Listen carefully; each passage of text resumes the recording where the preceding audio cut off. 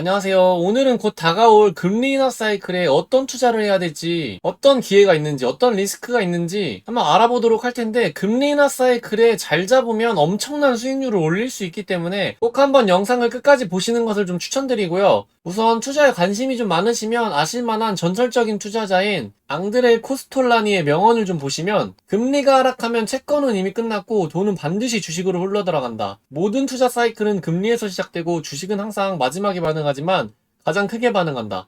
좋은 주식은 금리가 떨어질 때 사서 금리가 오를 때 팔아야 한다.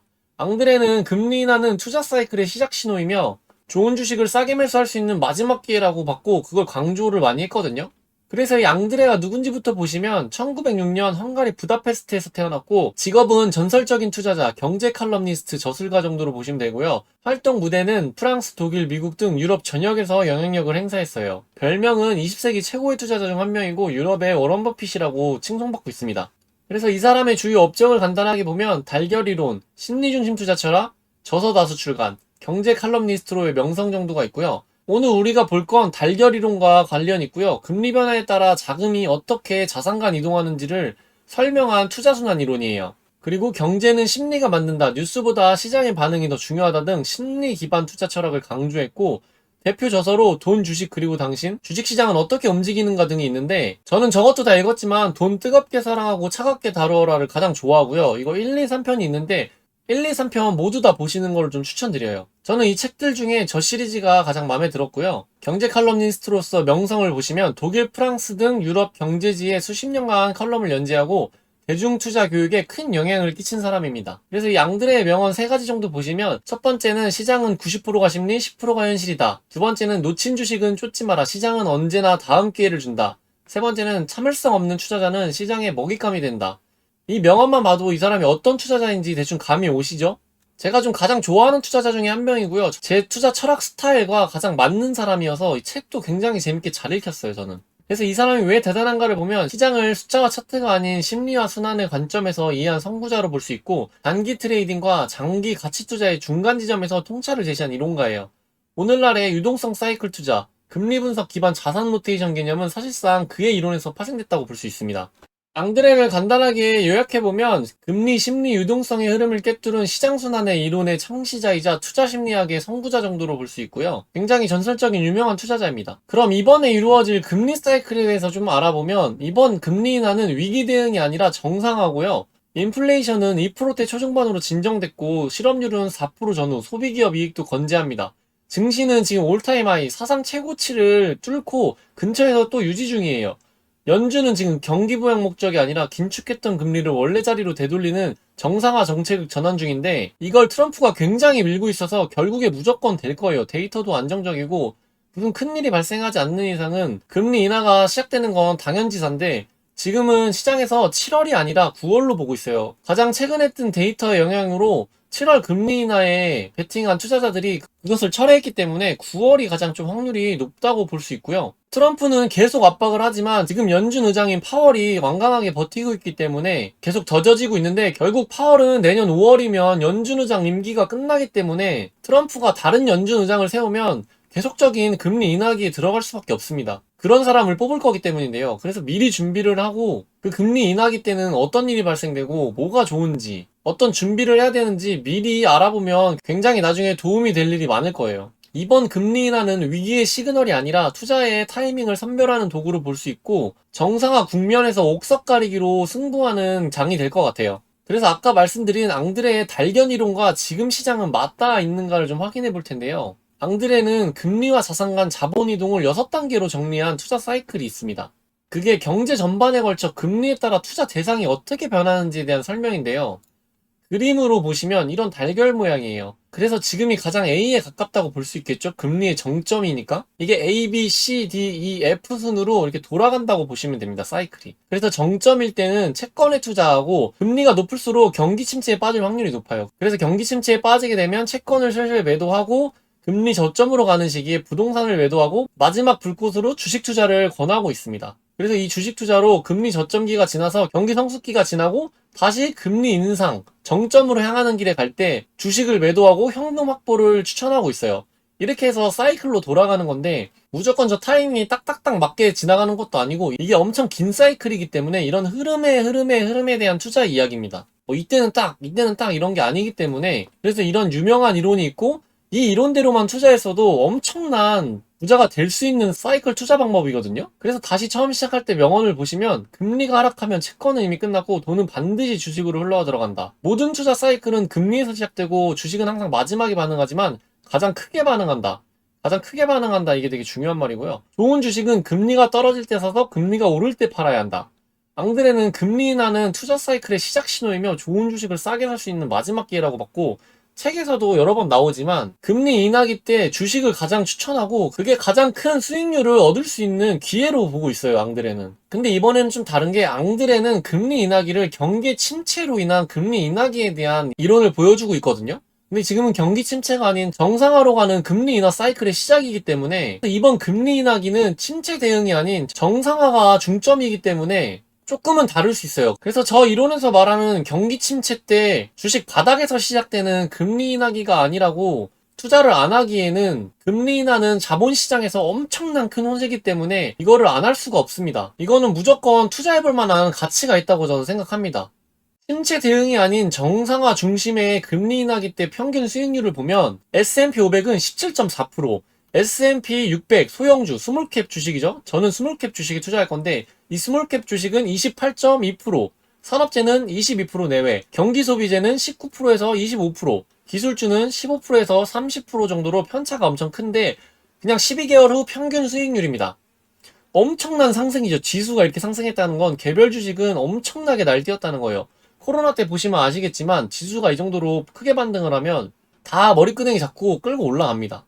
S&P 600은 소형주 600개를 모아놓은 거고요. 특히 소형주가 압도적인 성과를 냈다고 해요. 근데 이건 당연한 게 스몰캡은 금리 인하에 되게 예민해요. 적자 기업도 많기 때문에 금리에 따라서 연간으로 나가는 이자 비용과 투자 비용도 엄청나기 때문에 그게 금리 인하가 되면 그냥 가만히 앉아서 엄청나게 큰 절감 효과가 나거든요. 그렇기 때문에 그게 재무제표에도 그대로 반영이 돼요. 그럼 실적도 당연히 좋아지겠죠? 그러면 이제 상승에 상승을 불러오는 상승 사이클을 타는 시기라고 보시면 됩니다. 그래서 금리 인하기 때는 저런 러셀 3000, 러셀 2000 뭐 이런 소형주들이 엄청 강세예요. 그래서 산업재 섹터는 경기선행 업종으로 선반영, 경기소비재는 소비회복 기대 반영, 기술주는 금리 민감성, 성장성 변수, 기술주도 금리에 따라 엄청 편차가 크죠? 비트코인도 금리 인하가 시작되면은 자금이 갈 데가 없기 때문에 돈이 그런 곳으로 쏠리게 돼 있어요. 이런 건 시장에 거스를 수 없는 그런 흐름이기 때문에 저희도 미리 대비를 해놔야 됩니다.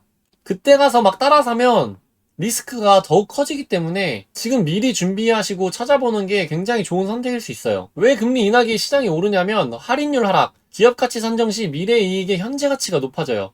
유동성 기대, 대출 투자 확대, 실물 금융시장 모두 자금 유입이 되고요. 심리의 전환이 돼요. 더 나빠지진 않을 것, 위험자산 선호가 재개됩니다. 위험자산 선호가 되면 비트코인부터 해서 위험자산들이 날뛰죠. 기술주부터 해서 미래 성장주 이런 것들이 엄청나게 또 날뛰고 밈주식들도 날뛰어요. 돈이 갈 데가 없으니까. 특히 소형주가 잘 오른 이유는 금리 인하로 이자 부담이 내려가고 자금의 접근성이 높아져요. 성장 가능성 회복이 기대되고 역사적으로 대형주보다 후행성은 높지만 반동폭이 더 컸습니다. 특히 경기 침체가 없는 금리 인하기엔 소형주가 가장 탄력적이에요. 요약해보면 정상화 금리 인하기에는 시장 전체 평균 17% 이상이 상승했고 특히 소형주, 산업재, 소비재, 일부 성장주가 두드러진 성과를 보여줬습니다. 금리 인하는 미래 할인율 하락 플러스 유동성 개선, 심리 전환의 3중 수혜를 받는 엄청나게 큰 호재라고 볼 수 있습니다. 돈이 쓰나미처럼 몰려오는 기간이라고 볼 수 있겠죠? 투자한 지 얼마 안 되신 분들도 가장 잘 알 수 있는 게 코로나 때 돈 풀기 시작했을 때 어떻게 됐는지 보시면 아시죠? 그때 0% 금리 때 그 엄청난 상승이 이뤄진 거예요. 그때는 또 경기 침체 뭐 이런 여러 가지 악재, 뭐 거의 세상 멸망급으로 공포감이 많았던 시기에도 돈 풀리면서 이렇게 엄청나게 올라온 거기 때문에 그 정도까지는 사실 모르겠지만 상승은 기대해볼 법한 충분한 근거거든요. 그래서 포트폴리오 전략도 한번 살짝 보면 코어를 중심으로 좀 위험한 주식들 몇 개 같이 갖고 가는 이런 느낌으로 가는 것도 좀 안정적으로 투자할 수 있을 것 같아요. 소형주 베팅이 아니라 좋은 소형주만 고르고 그 중에도 더 리스크하지만 더 고위험을 추구할 수 있는 것도 살짝 섞고 좀 이런 게 안정적으로 갈 수 있는 포트폴리오인 것 같고요. 그래서 좀 안정적으로 들고 갈 게 퀄리티의 소형주 중심. 좀 흑자 기업인 거죠. 흑자를 잘 내고 잘 내면서도 미래의 성장성과 금리 인하 수혜를 받을 수 있는 안정적인 성장을 추구하는 곳들에 투자를 좀 안전하면서 리턴 값이 높게 좀 기대해 볼 수 있을 거고, 그 다음에 고성장 테마, 적자 성장주, 전술적인 베팅으로 좀 활용할 수 있겠고, 뭐 이런 구성 예시들은 그냥 보십시오. 이거는 별로 중요한 게 아니기 때문에 각자만의 종목에 대입하시면 됩니다. 그 다음에 이제 아주 소량, 뭐 거의 로또급으로 펀더멘탈을 부재하지만 유동성 의존한 주식들, 뭐 이런 밈 주식에 아주 조금만 재미로 로또식으로 한번 가보는 것도 괜찮은 포토로 볼 수 있고요. 여기에다가 많은 돈을 넣는 건 당연히 말도 안 되는 일이라 비추천하고요. 저는 고성장 테마, 적자지만 스토리가 좋은 성장주 쪽에 베팅을 할 생각이고요. 그래서 이번 사이클에 주목할 핵심 섹터는 산업재, 바이오테크, 의료 AI, 우주항공, 핀테크 정도로 볼 수 있는데, 저는 의료 AI랑 우주항공 쪽에 관심이 많아서 이쪽으로 투자를 지금 생각하고 있습니다. 이미 투자를 하고 있고요. 저는 투자를 하고 있는데 계속 포지션을 늘리고 있는 게 금리 인하 사이클을 기대하고 있는 제 시나리오가 있기 때문이에요. 근데 당연히 리스크도 있습니다. 이 사이클도 다 다를 수가 있고, 금리 인하에도 유동성 제한이 될 수도 있어요. QT 병행 시 자금 유입이 제한적인데 이게 확률이 좀 낮아요. QT는 이제 양적 병행인데 이거는 뭐 확률은 그렇게 높아 보이지 않기 때문에 확률이 좀 낮은 것 같고요.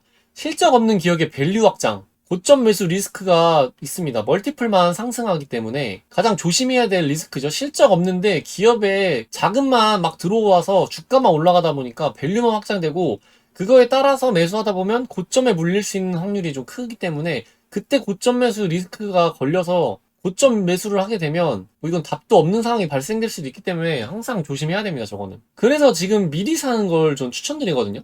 좀 이 시나리오에 동의를 한다 하면 미리 내가 좀 좋았다, 좀 좋아 보인다 했던 소형주들 있잖아요. 스몰캡 주식들. 그런 주식에 어느 정도 자금을 살짝 뿌려놓는 것도 나쁘지 않다고 봐요. 이 시나리오에 동의를 한다면. 동의를 못 한다면 당연히 그냥 하던 주식을 계속 하셔야 됩니다.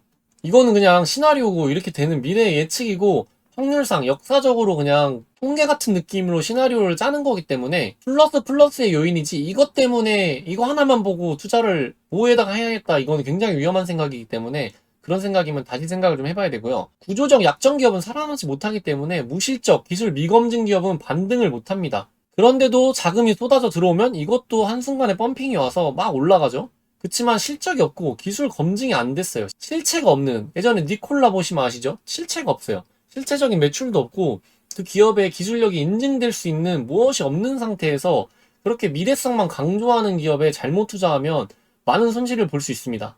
그래서 고밸류 상장주는 반등 후 되말릴 수 있는 리스크도 있기 때문에 과거 SaaS, 클라우드, EV 등 이런 여러 가지 본보기들이 있죠. 이거 코로나 시기 때 잘못해서 많이 손실 보신 분들도 엄청 많기 때문에 이런 것도 리스크도 다 따져가면서 그 와중에 골라야 됩니다, 주식. 최종 결론을 내보자면 이건 기회이지만 무기까지는 아니라고 볼 수 있겠고요.